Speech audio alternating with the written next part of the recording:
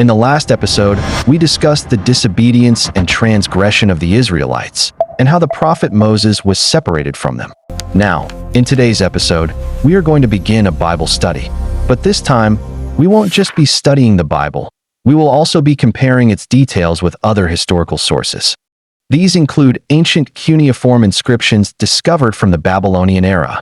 Because today, we are diving into the Book of Daniel. The Book of Daniel is mentioned in the Ketuvim section of the Tanakh, which is the Jewish Bible.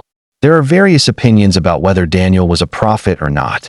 In the Quran, there is no mention of Daniel. However, there is a famous Muslim scholar named Ibn Kathir who narrates the story of a remarkably preserved body discovered in Susa. During the time of Abu Musa al-Ash'ari, people believed that the body belonged to Daniel. When Abu Musa al-Ash'ari informed the Caliph Umar ibn Khattab about the preserved body found in Susa, Umar instructed, the body should be buried in accordance with proper burial practices, not left exposed or displayed to people. The grave should be kept secret so that people would not locate it easily. So, around 605 BC, King Nebuchadnezzar, the king of Babylon, invaded Judah, which was the kingdom centered around Jerusalem. Jehoiakim was the king of Judah at that time. When Nebuchadnezzar captured Judah, he seized some of the articles from the temple of God in Jerusalem and carried them off to the temple of his God in Babylonia.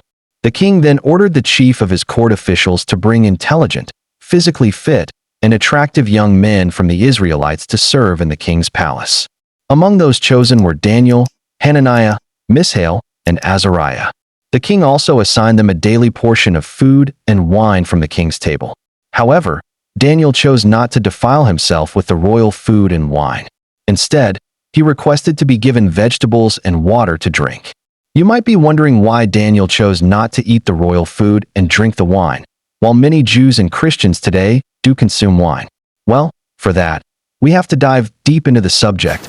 The authors of these books were human beings. They may have written down the information based on what they knew or found.